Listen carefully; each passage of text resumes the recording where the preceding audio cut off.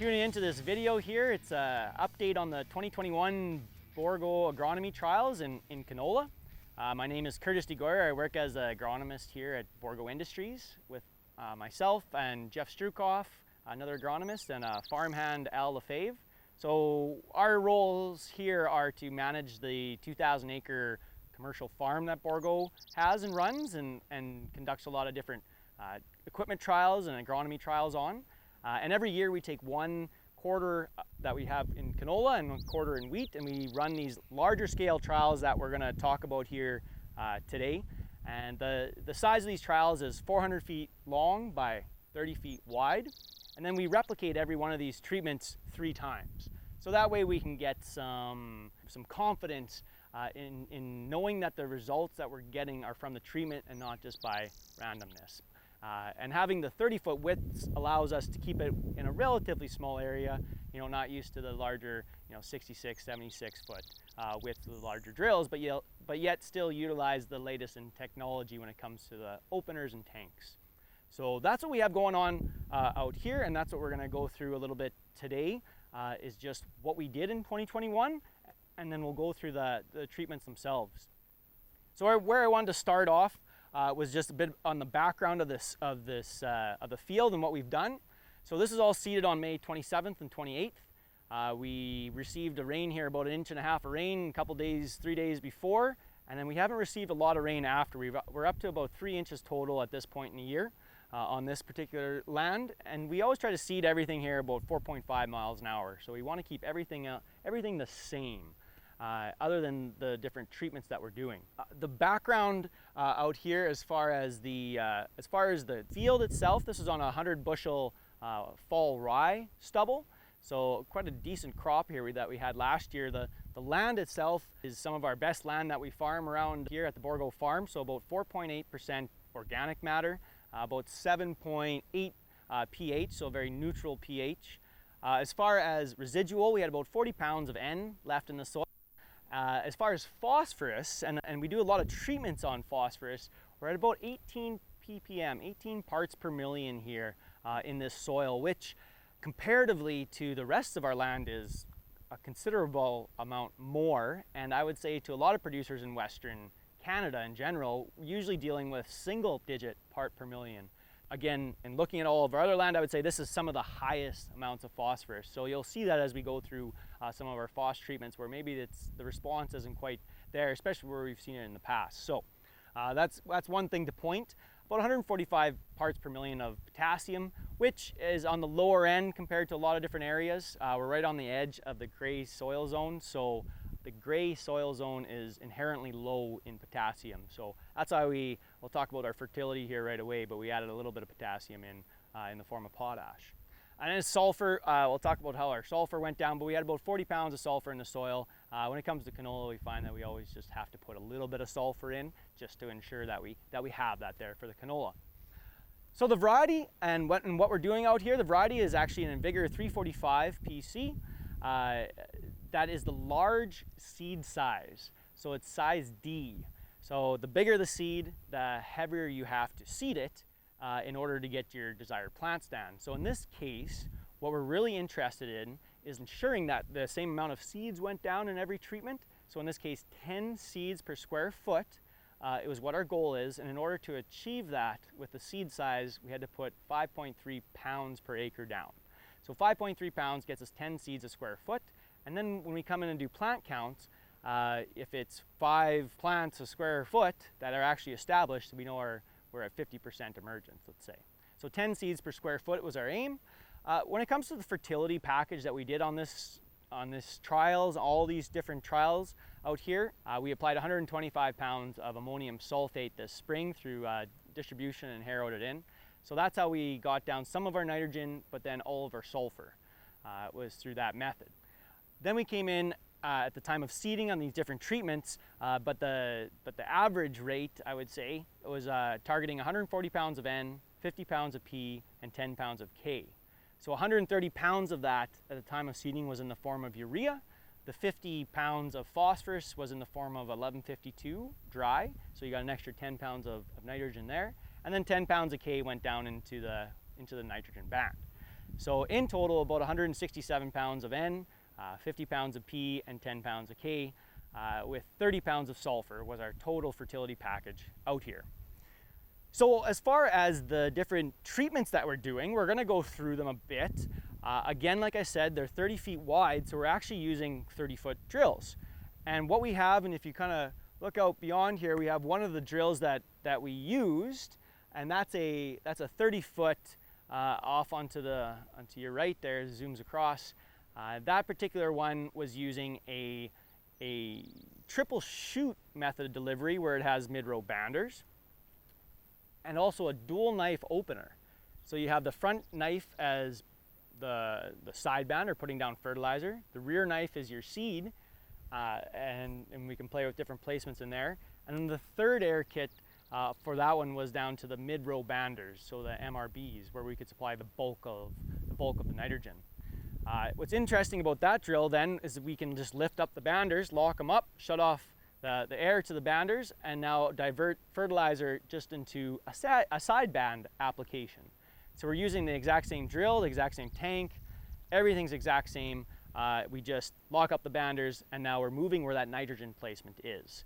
So it provides a real neat opportunity for comparing fertilizer placements. We do have another, so that one's on 12-inch spacing. We do have another drill just with a single knife opener and mid-row banders. So I would say that's more of a typical kind of situation that Bourgault, or a typical configuration that Bourgault sells. 3/4 inch opener with mid-row banders. And that one's on 10-inch spacing. So now we can compare some 10-inch and 12-inch spacing. That 12-inch, we can convert it from a dual knife into a single knife. So we have it with the banders going down, single knife, 3/4 inch, and now we're just comparing the different spacings to each other. So a lot of different configurations. We basically unhook one drill off the tank, it's a leading tank, and we hook the other one on, and it provides us with the opportunity to compare a lot of these configurations that a lot of producers, I think, would like to compare, but obviously logistics wise, and it's very difficult to do on farm. So we try to bring them here and provide that information to producers. So I think what we'll do is we'll go along and we'll take a look at these different treatments, give a little bit of a background, and just a quick overview of what we're looking at and what we can look to expect perhaps even this fall at harvest time. Okay. So the first three treatments that we have lined up here are all done with a 10-inch spaced with a PLX opener, the Paralink Extreme opener. So a single 3/4 inch knife for the seed, and then the mid-row banders putting down the bulk of the fertilizer. So these are a lot of our phosphorus trials that we're doing, and like I mentioned, we have a pretty good phos background in our soil. So the results that we're seeing at the moment are very little, I would say, as far as when it comes into flowering. So the first treatment that we have on my left, your right, is actually we have no phosphorus at all going down. And so that's typically where we see maybe a little lag in the crop. We don't have that, referred to as a pop-up effect.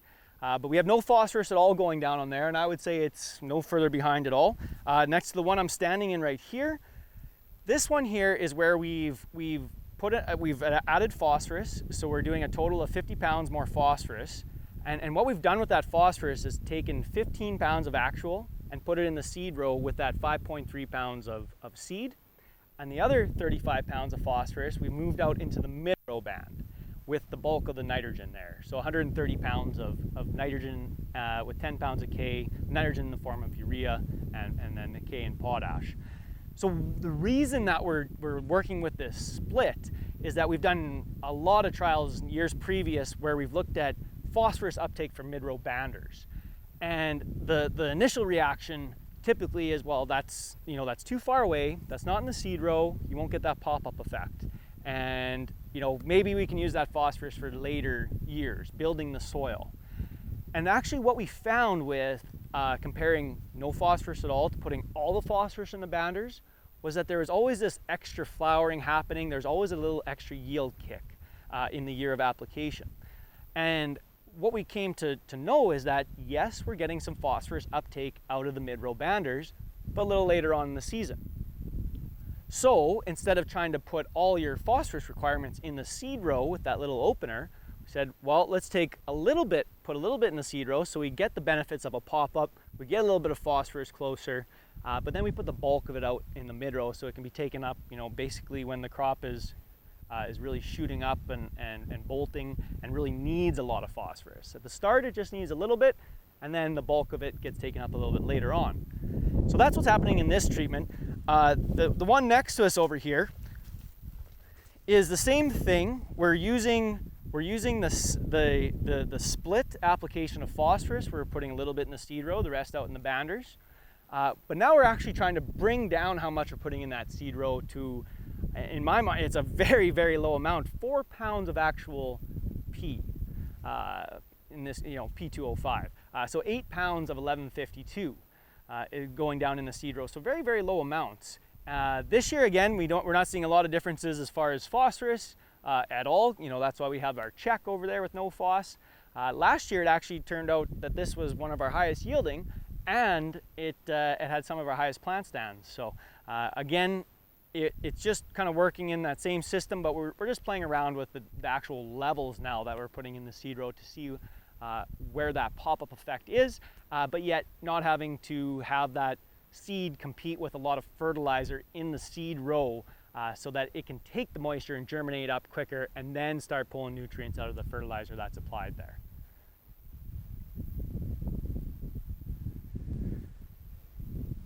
So we've moved ahead another 3 treatments here, and so these 3 are all done with the same configuration, and but now we've switched out drills, and we went from a 10-inch with a single knife to a 12-inch spaced with a single knife and banders. So we've got 3 with the 10-inch, now we've got 3 here with on 12-inch, but yet that same narrow single knife for seed, and then the mid-row banders for the bulk of the fertilizer. So over here, we have the no phosphorus treatment again. Again, it's not, I would say, showing up. There's maybe a slight difference in height, really tough to see from the camera. It was maybe a little bit behind on 12-inch, we noticed. But as of right now, it's very similar, again, with those background phos levels. So there hasn't been a huge response to phosphorus this year. And the one I'm standing in right now is that split application that we talked about, where a little bit in the seed row, 15 pounds of actual, and the other 35 pounds of P is out with the 130 N and the 10K out in the mid row. So pop-up effect, and then we move out to get the bulk of the nutrients taken up when the crop is really getting into when it needs it. So the third one we have over here is again the same. It's the split application. This one's a little bit, uses a little bit different configuration. It's a narrow opener. So we've actually gone down to a 1/2-inch opener on this, in this particular case, where we're playing with the PLDS, so that's the Paralink dual shank, and its option to drop off that back seed knife and use that front fertilizer knife as a seed knife. So the difference is between this one and this one. This was a 3/4 on my left, your right. 3/4 inch, the one on my right is a 1/2 inch. But the other difference is it's moved off where the packer wheel is, and it's just about how that opener, the geometry in that opener and where the knives are relative to the packer wheel. So again, we just dropped off that back seed knife, and we're pretending that, say, a producer has some trash issues with a dual knife opener, he has to get through. What are their options as far as, you know, just making it work? And one of those is to drop off that back seed knife. So we're just seeing how it affects the canola in this case, and as of right now, there's, I mean, obviously, again, not a big differences out here at the moment, but those are our treatments. The one thing we've noticed in these 3 versus the last 3 I talked about, so 12-inch versus 10-inch, in canola has the ability to branch out, to fill in open space. So does 10 and 12 really matter? So we have this comparison out here as well. So far, I can't say we've seen anything as far as too many differences out here.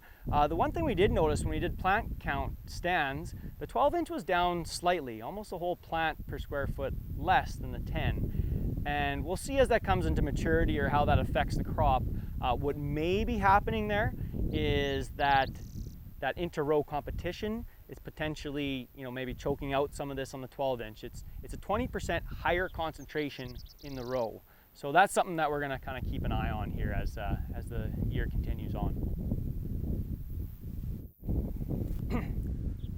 So these next three here, we've changed the drill configuration again.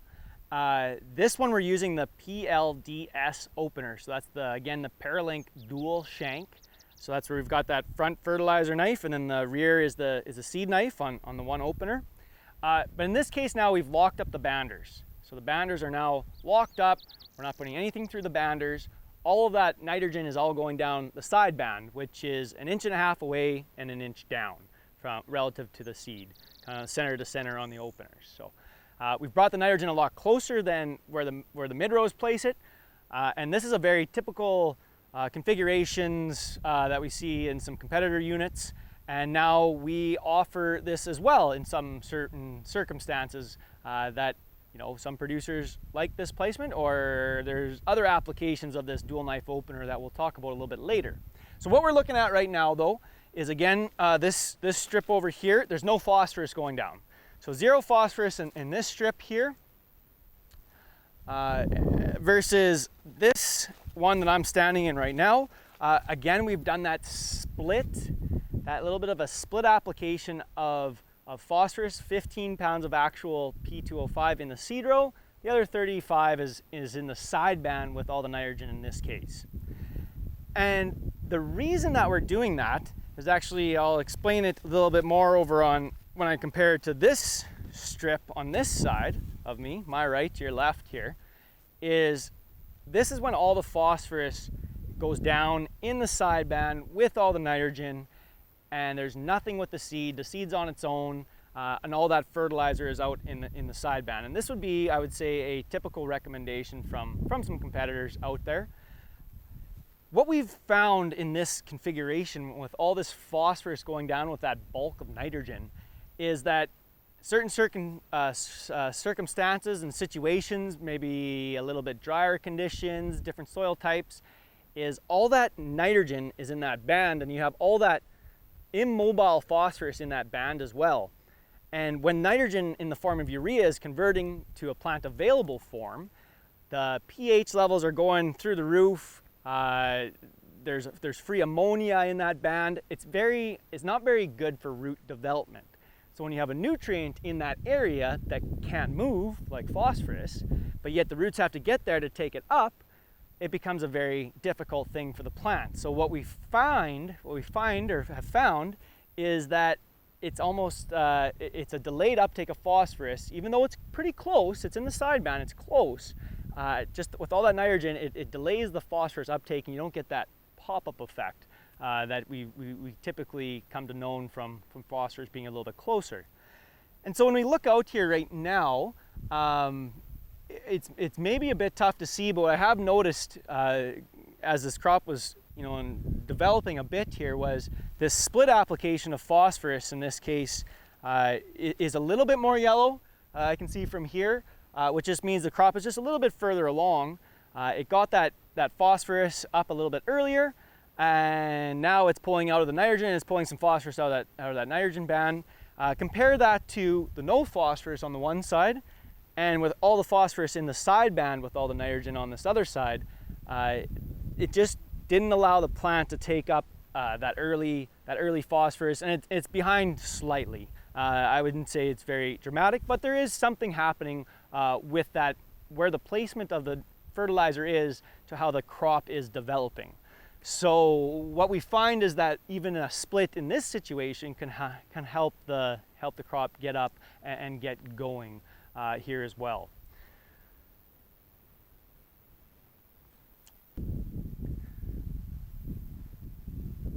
So the treatment that I'm standing in here right now is again with the same PLDS, the Paralink dual shank opener. So the same as those other three I had just described, where the bulk of the nitrogen is in the side band, and then you have your seed.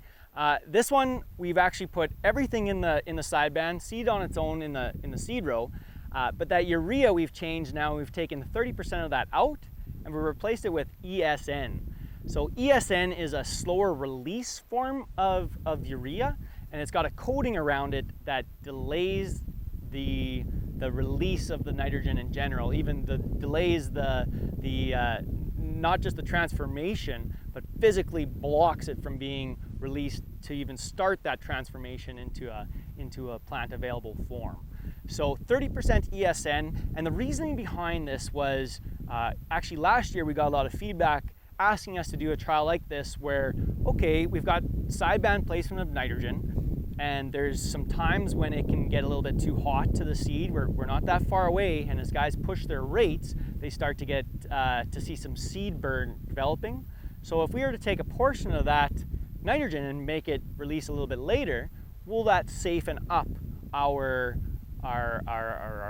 will that saften up the placement of that nitrogen, being that it is a little bit closer to the seed, and not reduce the plant stands? And actually what we found here, so this strip, again, all the fertilizers in the sideband, seeds on its own, versus the one right next to it, all the fertilizers on its own and in the sideband, and the seed on its own in the seed row. This one has a 30% ESN in it, is that we found about like an 8% increase in plant stands between these two. And I think a lot of that is actually coming from that placement of ESN and it not releasing all at once, and so it's not quite as toxic to that seed as it's developing in that little seedling. So we'll see how this progresses and how that later release of nitrogen will affect this crop here as well. So these next three treatments that I'm going to talk about is using the same drill as we just talked about. So it's the 12-inch space drill with the PLDS, the Paralink dual shank opener. So that's a dual shank. But in this configuration, we've now dropped down the mid-row banders. So we have three different placements where we can put seed or fertilizer. We've got that front shank is the sideband fertilizer, and the second shank on that opener is the seed. And then we also have our mid-row banders, the MRBs, where we can place the bulk of the fertilizer. So when it comes to the different treatments that we're doing out here, we're actually using the exact same treatments that we've done in the other configurations, where here on my left, to your right, we've got a pass here with no phosphorus fertilizer at all. And that we use as our control, where when we look at other placements of phosphorus, we can always refer back to, well, what happens if we didn't put any phosphorus down? And so that's why we do the phosphorus controls in all these different configurations. This one that I'm standing in is a split of phosphorus.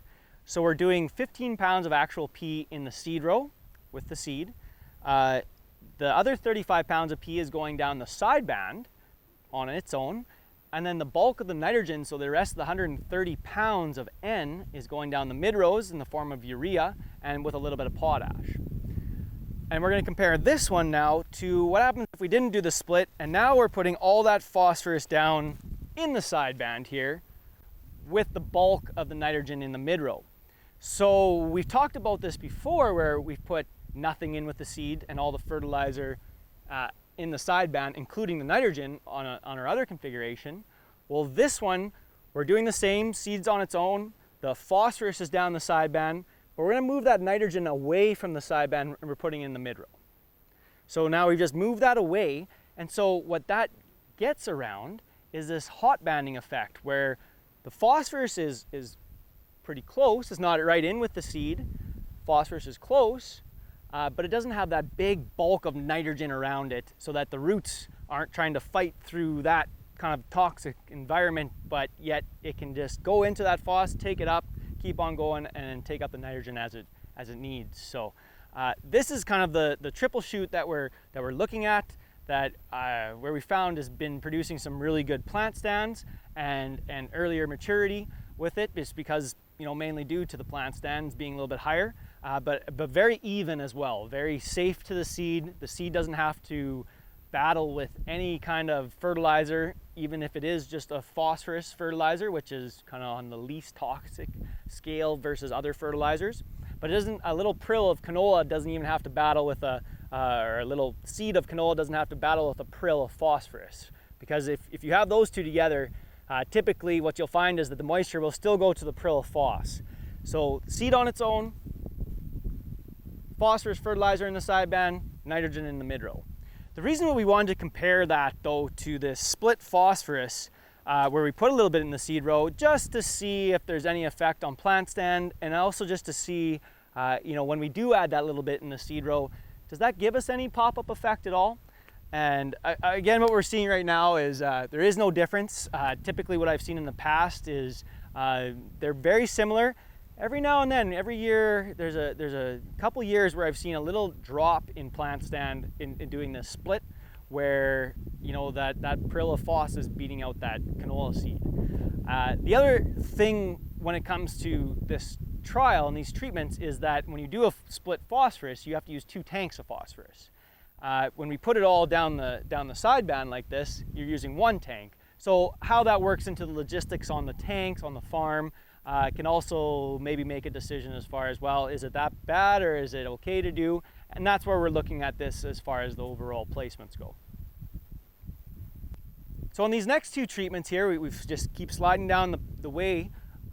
Again, with the PLDS opener, with mid-rows, one thing on this side, I should say, we locked up the mid-row banders. On my left, your right, this pass here.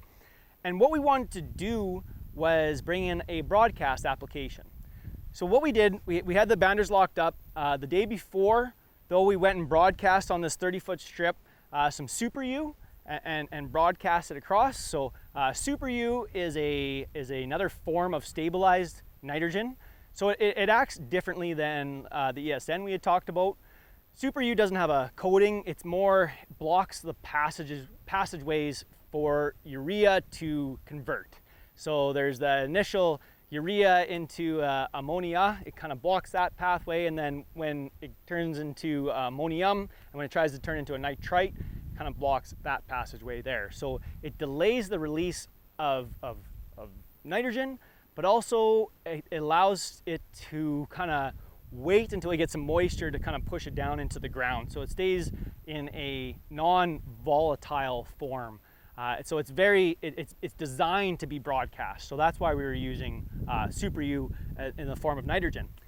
So again, coming back to the PLDS opener, in this one we put the seed on its own, and then all the phosphorus going down that sideband. So it's like the triple shoot that's next to it, except for that we didn't put the nitrogen down the mid-row. We just took it out of the tank and broadcast ahead, and to try to replicate some of these logistics that some farms are doing, where at seeding time they just want to go and seed, but they want to have all that bulk of fertilizer out. And what we were seeing, we got a good establishment. It's coming up nice. I'm noticing now it's it's yellow. It'll be really interesting to see at the end result if we did have any loss. We only had a little bit of rain this year. I think it was enough to move it down, but we'll just see if it was enough to push all that nitrogen down. Typically, what we see in some of the results when it comes to broadcasting is, broadcasting a product like this over, let's say, urea, always a big difference. But what this is really going to compare is broadcasting a product that's, a bit more expensive than urea, designed to be broadcast, or to at least reduce the losses from broadcasting. How it compares to just putting the nitrogen in the ground through the MRBs. So a physical versus call it a component of the fertilizer. So physical placement versus the characteristics of the fertilizer. On my right-hand side, your left here, is another treatment that we're doing. We're using the same Paralink dual knife or dual shank opener again, but we've brought the banders back down, so it's back into our triple shoot configuration, seed on its own, phosphorus in the sideband. But in this case, we actually moved about 50 pounds of that. It's actually 40 pounds of nitrogen into the sideband with that phosphorus. So we're bringing just a little bit of nitrogen closer in with the phos, leaving the other 90 pounds out in the mid-row band with the potash there. And the reasoning for this one is just to see if we can get a little bit more growth a little bit earlier on. We're bringing some nitrogen close, but not to a toxic level, or hopefully not to a level that will reduce the amount of phosphorus uptake being in the sideband. And just seeing when we split up that hefty band into a couple, call them smaller ones, and kind of split the nitrogen up a little bit here. This one I thought we might see a bit more of a get up and go out of the crop. We haven't really seen that compared to the other ones with that nitrogen placement the way we have it in this, but we'll just see as the year continues, obviously, and where the yield takes us.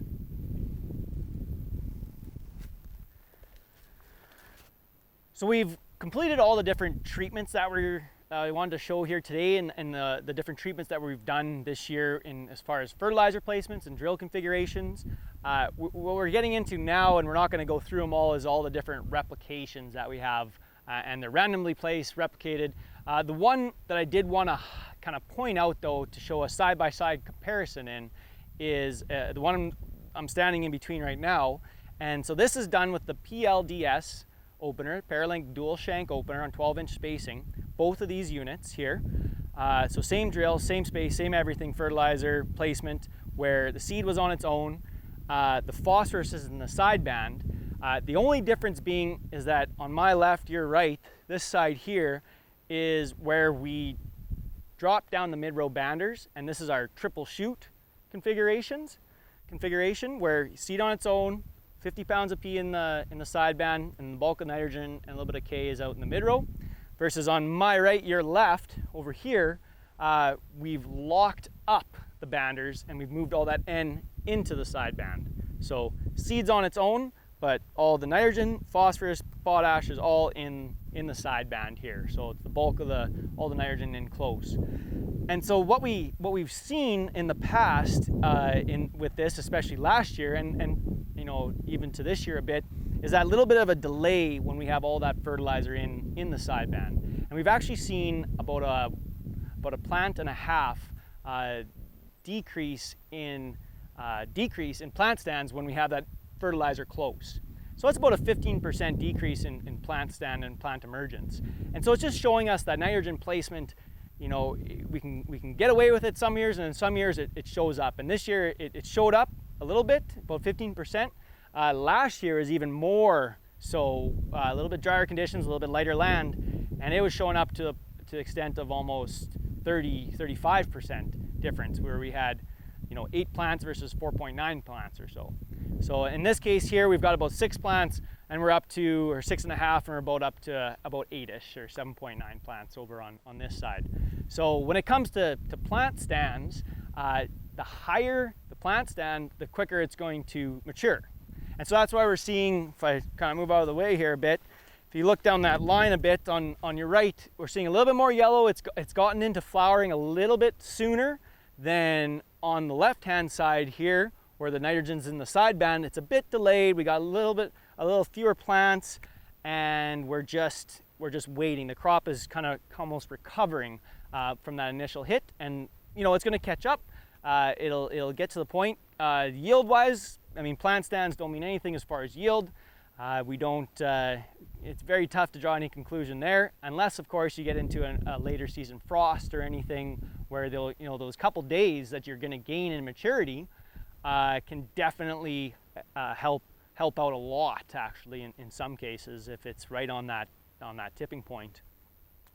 But the other thing with this is, if you're happy with a plant stand of, let's say, 6 plants, and that's about what we have here, which is pretty good, really good actually, versus over on that side we can just show that we can get almost 8 plants, so about 80% emergence, where our nitrogen's placed. It provides the opportunity, if a grower wants to say, okay, my mortality isn't as high, so maybe I can cut back my seed rate but still get a good plant stand, and still leave plants for everything else, the environment, bugs that want to get at it. But it just shows the difference in fertilizer placement, and how, if you do place your fertilizer in a way, you can actually start to hurt your crop.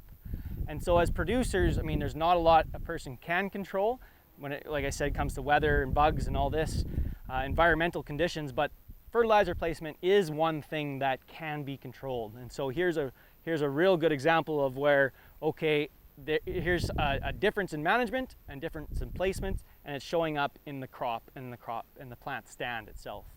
So I thought it was a good comparison to show on a side-by-side.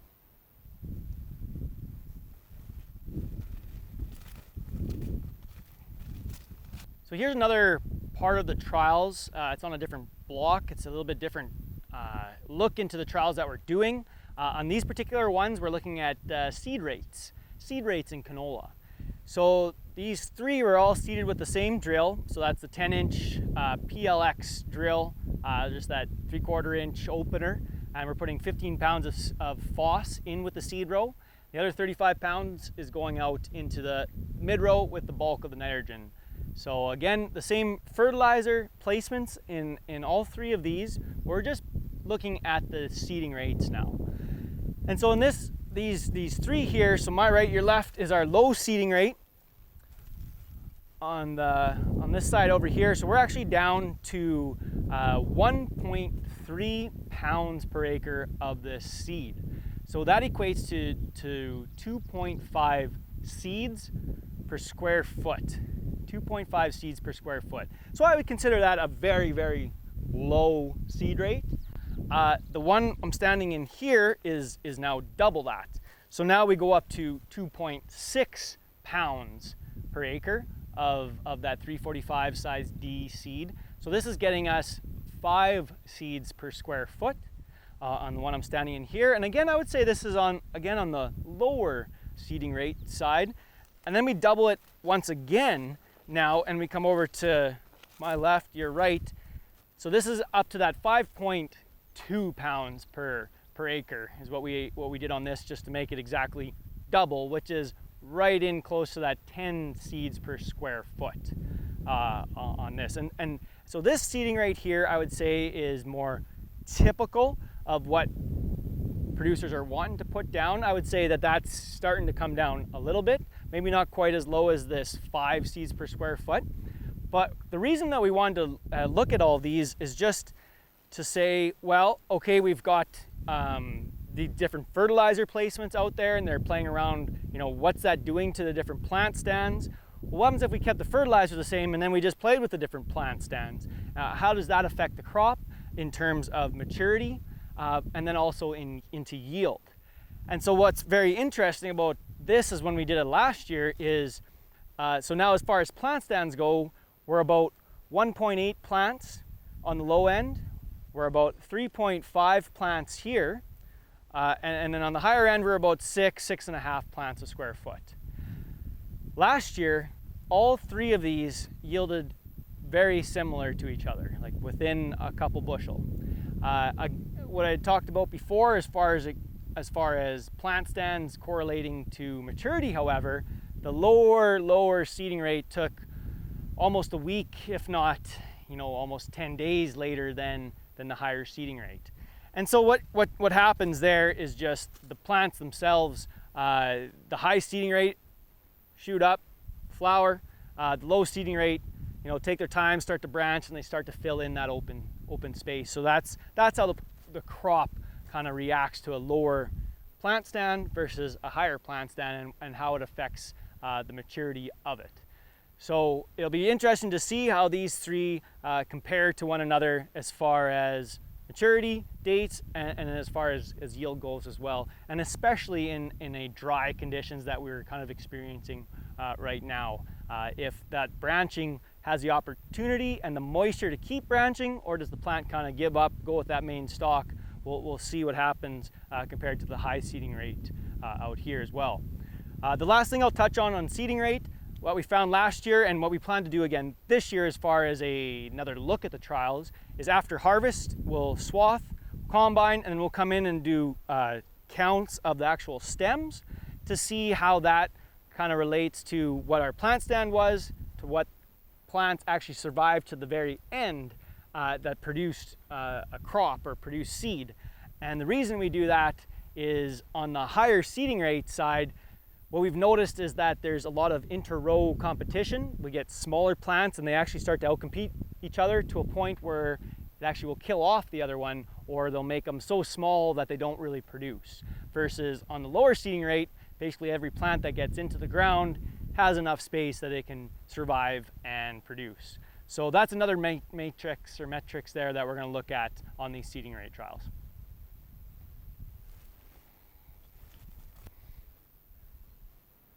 So the last thing that we're going to talk about today and that we're kind of looking at out here in the trials, in addition to our different seeding rates, we actually are doing those seeding rates on the volumetric side, so where it's just metered out through our auger, typical of any unit. It's volumetrically metered, called it, and that's on my left or your right, and this is in the low seeding rate right now, so that 1.2 or 1.3 pounds per acre. But on my right, we actually have that drill set up with singulation capabilities on it. So it has a meter and it uses the air to push the seed onto the plate, turns off, gets extracted, that air pushes it down to the ground. So it's using the exact same drill, the exact same opener. It's just we've got this extra tube on it that we are metering through singulating. So we've got this at the low seed rate. So again, 1.3 pounds is equivalent to 2.5 seeds, which is equivalent to 108,000 seeds per acre if you want to talk planter. And so we have that at 108,000, 216,000, and then 432,000. I guess I should say 109,000, 218,000, and then 436,000 seeds per acre. So the three different seed rates correlate to 2.5 seeds per square foot, 5 seeds per square foot, and 10 seeds per square foot. And again, using the exact same opener, so we're really diving in to the metering of it and how it affects the spacing of the crop and how they'll compare to each other. But the fertility opener, everything else is the same. So that's some of the last stuff that we're looking at as far as the different treatments out here that we have at the Bourgault agronomy trials for 2021. And so when it comes to the results, we'll be posting these online, and at the end of the year we'll be able to take a look at the differences in plant stands, and then when it comes down to the yield. So just look up for Bourgault.com, and under the agronomy tab we should be posting the results there at some point this winter. We'll try to get them up. So again, thank you very much for tuning in and listening, and if you have any questions, just call Bourgault, ask for Curtis there, and I can answer anything. I can at least attempt to answer any of the questions you have, or find me on Twitter at Agronomist, and I should be able to answer you on there as well. Thanks again.